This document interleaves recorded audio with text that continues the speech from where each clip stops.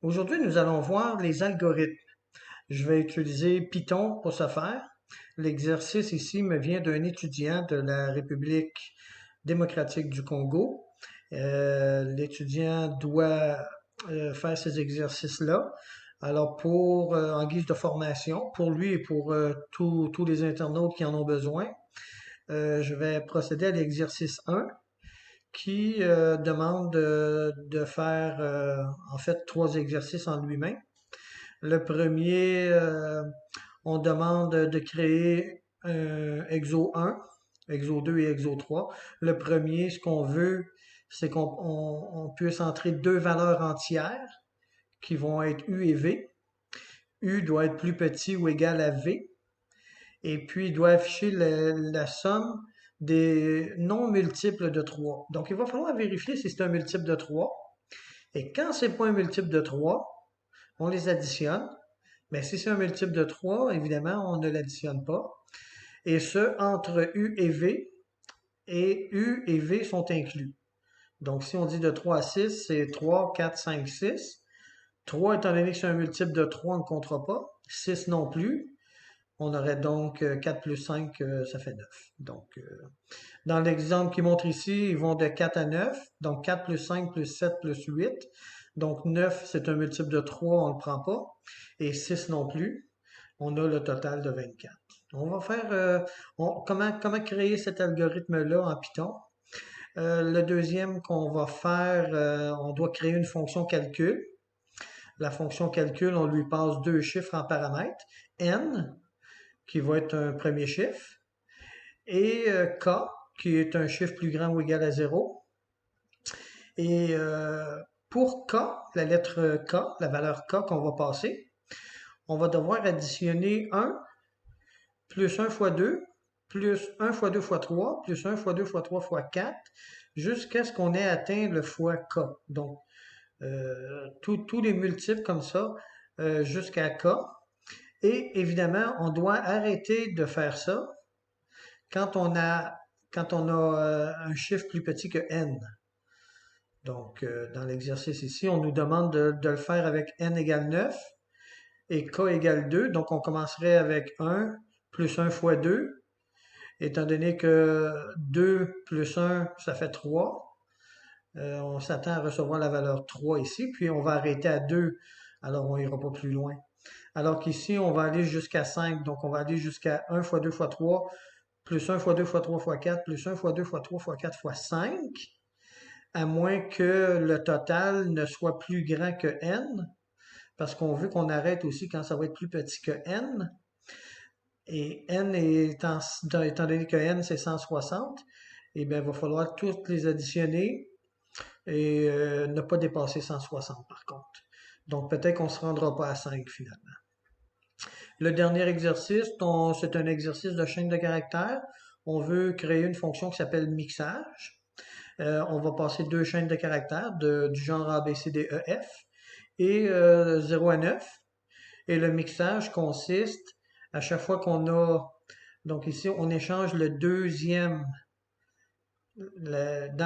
chaîne de caractères avec la deuxième, on échange la deuxième lettre, la quatrième, la sixième, etc. Donc, lorsque notre compteur est pair, donc, parce qu'on veut la deuxième lettre, la quatrième et la sixième, on va y aller avec un compteur.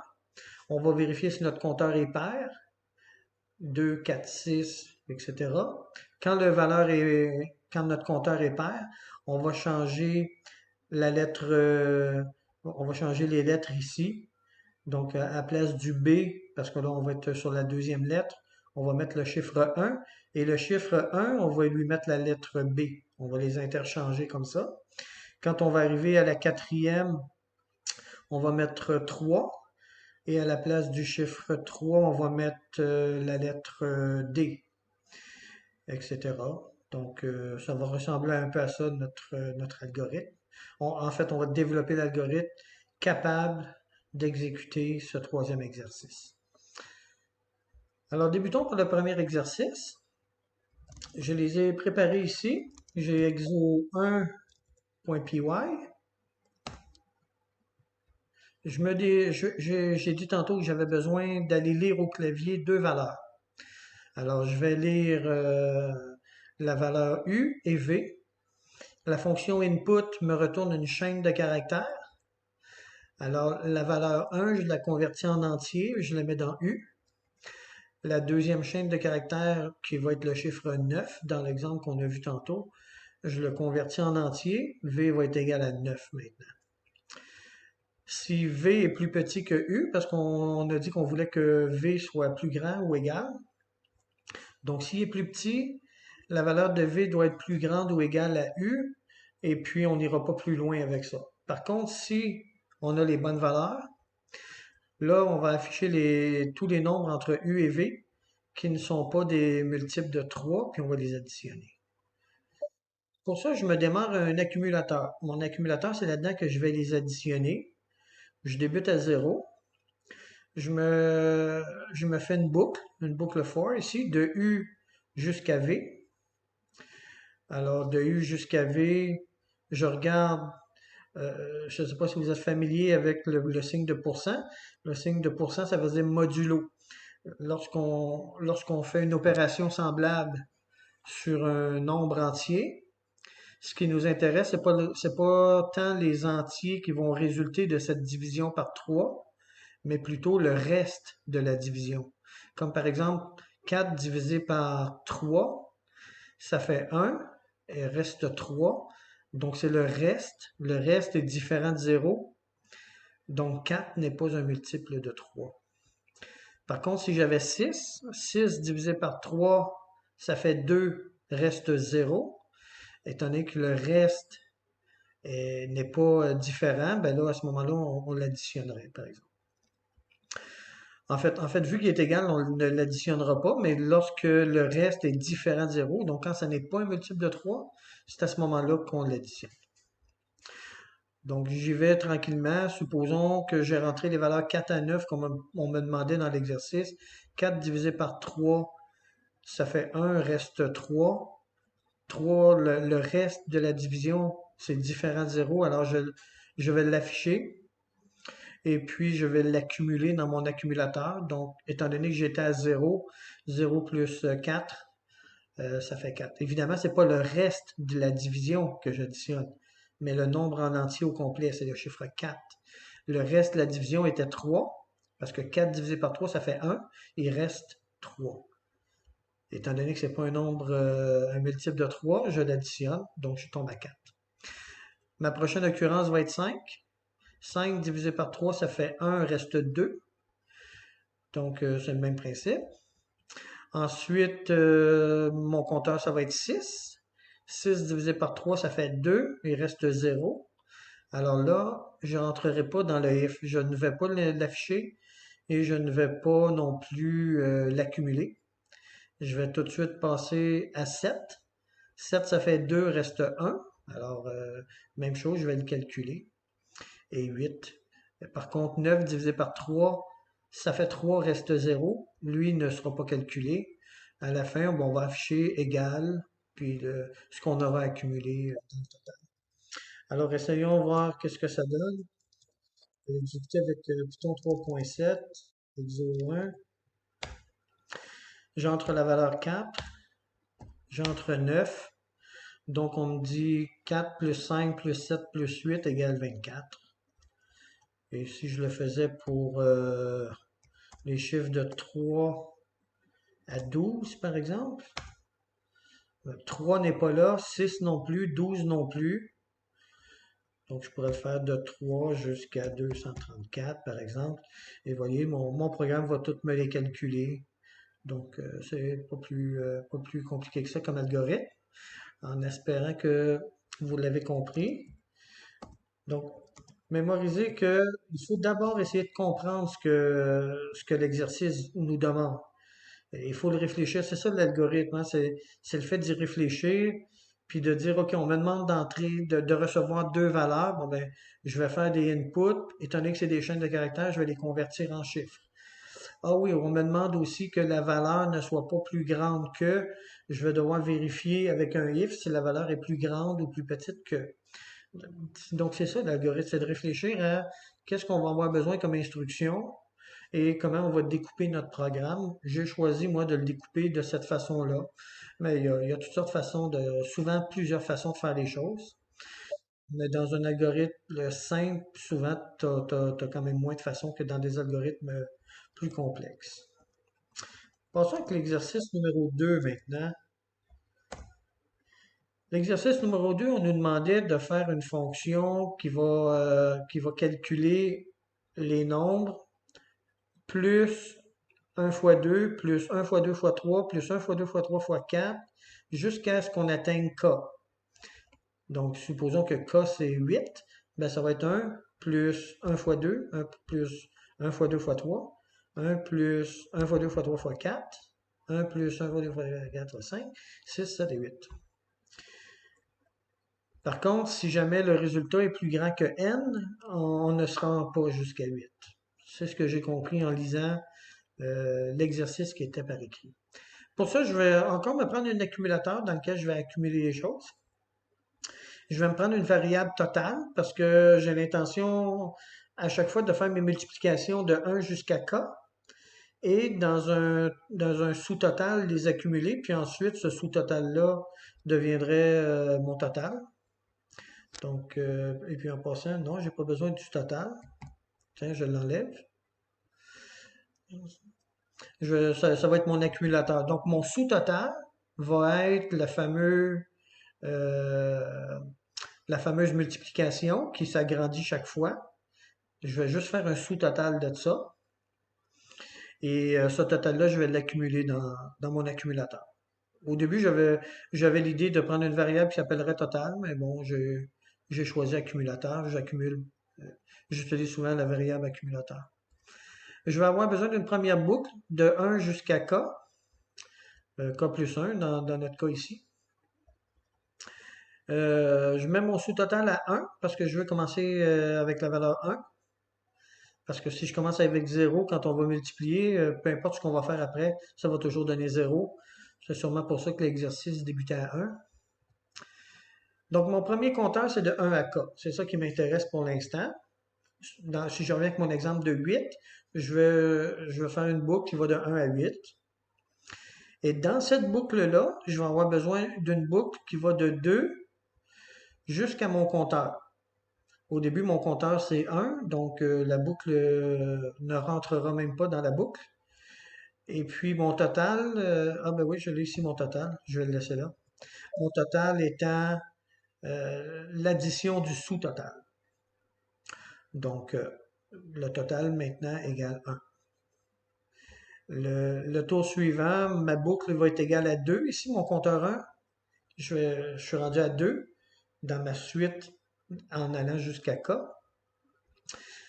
Donc, je vais aller de 2 jusqu'à 2 dans ma prochaine boucle.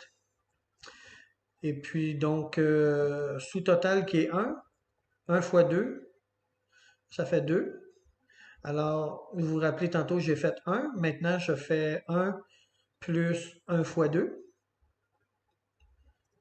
Le tour suivant, mon compteur va être égal à 3. Donc, je repars un sous-total. Et ici, je vais aller de 2 jusqu'à 3. Donc, le premier coup, c'est 1 fois 2. Ensuite, c'est 1 fois 2 fois 3. Je mets ça dans mon sous-total. Donc, j'additionne 6 maintenant. Ensuite, je vais tomber à 4. Je remets mon sous-total à 1. De 2 jusqu'à 4, ben, je vais faire fois 2 fois 3 fois 4. Je vais mettre ça là-dedans. Ensuite, quand je vais tomber à 5, ça va être de 2 à 5. Donc, fois 2 fois 3 fois 4 fois 5. Ensuite, fois 2 fois 3 fois 4 fois 5 fois 6. Fois 2 fois 3 fois 4 fois 5 fois 6 fois 7. Et finalement, fois 2 fois 3 fois 4 fois 5 fois 6 fois 7 fois 8. À chaque fois, on l'additionne comme ça. Donc, si vous vous rappelez bien, c'est l'exercice qu'on nous demandait de faire 1 plus 1 fois 2 plus 1 fois 2 fois 3 plus et d'aller ainsi de suite jusqu'à k, tant que c'est plus petit que n. Et là où je regarde, quand j'ai terminé mes boucles, c'est ici que je regarde si mon accumulateur plus le sous-total, parce que là je viens de faire un sous-total, Si ça c'est toujours plus petit que n, je vais le mettre dans mon accumulateur. Sinon, je vais arrêter ma boucle à ce moment-là. On va arrêter et puis on va sortir. On n'accumulera plus jamais rien par la suite parce que c'est ce que l'exercice nous demandait. Il nous demande d'accumuler avec ces multiplicateurs-là qui s'ajoutent toujours, mais de ne pas dépasser n. Donc, le plus grand k, là, plus petit que n, serait à ce moment-là l'accumulateur en question. L'exercice nous demande aussi d'essayer, dans un programme principal, d'appeler notre fonction calcul avec le chiffre 9 et 2 et aussi avec le chiffre 160 et 5, si on se remémore. Donc, ensuite, créer un programme principal testant cette fonction, par exemple 9 et 2 ou 160 et 5. Donc, c'est la façon ici d'appeler la fonction pour le tester avec 9 et 2, 160 et 5. Et puis, je peux peut-être me permettre un de plus qui serait 360 et 6. 399 et 6. Essayons ça pour voir qu'est-ce que ça donne. Donc, l'exercice 2. Donc, vous voyez ici, quand on avait 9 et 2, ça nous a donné 3. Le suivant nous a donné 153, puis l'autre d'ensuite aussi 153. Sûrement que le suivant était beaucoup plus grand que notre 399. Alors, on va essayer quelque chose de plus grand que ça. On va essayer 8399 pour voir. Ah, vous voyez maintenant, on peut se permettre d'aller jusqu'à 873. Sinon, on dépasse les 8900, donc les 8399 que j'ai mis. Alors voilà, c'était pour l'exercice numéro 2. Donc juste si on la révise, c'est un petit peu plus compliqué que la précédente, celle-là. On se, on, quand on fait ce genre d'exercice-là, ayons pas peur d'utiliser des variables pour accumuler des choses, préparer des totaux, des sous-totaux, de préparer nos boucles avec des compteurs. Ici, j'ai besoin de deux compteurs, mais je l'appelle compteur 1, compteur 2. Et avant chaque boucle ici, je dois réinitialiser mon sous-total. Par contre, je réinitialise seulement mon accumulateur et mon total au début. Et puis, je démarre mes compteurs. J'additionne. Et l'exercice demandait de ne pas dépasser n. C'est ici qu'on s'assure de ne pas le dépasser. Parce que si on devait le dépasser, il ne faudrait pas avoir fait cette assignation-là avant. Donc, on fait la vérification avant, on assigne si on ne dépasse pas n. Et lorsque la façon que Python fonctionne, l'indentation est importante. Quand c'est décalé par rapport au if, ça se fait par rapport au if. Mais quand c'est à la même hauteur que les autres ici, ça se fait par rapport à la définition de la fonction, donc à la toute fin. Lorsqu'on n'a plus de décalage, on est dans la fonction principale de Python, où là, on appelle notre fonction, la seule fonction. Il n'y a pas autre chose dans notre programme. Donc voilà pour le sous-exercice numéro 2. Le troisième exercice maintenant, on nous demande de mixer des lettres. Même principe ici, on va appeler mixage dans notre programme principal, dans lequel on passe deux chaînes de caractères, A, B, C, D, E, F, et les chiffres de 0 à 9. Évidemment, on va devoir le faire jusqu'à la chaîne la moins longue des deux, la plus courte, si je peux le dire ainsi. Donc, c'est pour ça qu'au début, je regarde la longueur de la chaîne 1, la longueur de la chaîne 2. Si la chaîne 1 est plus courte, ben, mon maximum sera la longueur de la chaîne 1. Sinon, mon maximum sera la longueur de la chaîne 2. Donc, on va devoir s'arrêter nos permutations lorsqu'on aura atteint la plus petite chaîne des deux. Le reste de la plus longue chaîne demeurera identique, inchangé, devrais-je dire. Pour faciliter, en Python, pour faciliter l'accès à un seul caractère dans une chaîne, j'aime bien convertir ma chaîne en tableau. Donc, ça me donne une liste d'éléments. Donc, ça va être l'équivalent pour ABCDEF d'avoir liste chaîne 1, l'élément 0 sera A, l'élément 1 sera B, l'autre sera C, D, E, F, etc. Donc, c'est une façon de le convertir en tableau, puis ensuite, je vais pouvoir l'utiliser comme un tableau. Donc, j'ai préparé mes chaînes et des longueurs. Maintenant, je suis prêt à débuter mon programme. Je vais faire une boucle qui va débuter à 0 et qui va aller jusqu'à la plus courte de mes deux chaînes, comme j'avais préparé tantôt. Étant donné que je commence à 0 et l'algorithme voulait que ce soit les numéros de lettres pairs, par contre, l'humain commence à compter à 1. Alors, je fais mon compteur plus 1 parce que mon tableau, lui, a besoin de l'élément 0. Supposons qu'il y aurait 8 caractères dans ma chaîne, il irait de 0 à 7. Mais l'humain, lui, dit que c'est de 1 à 8.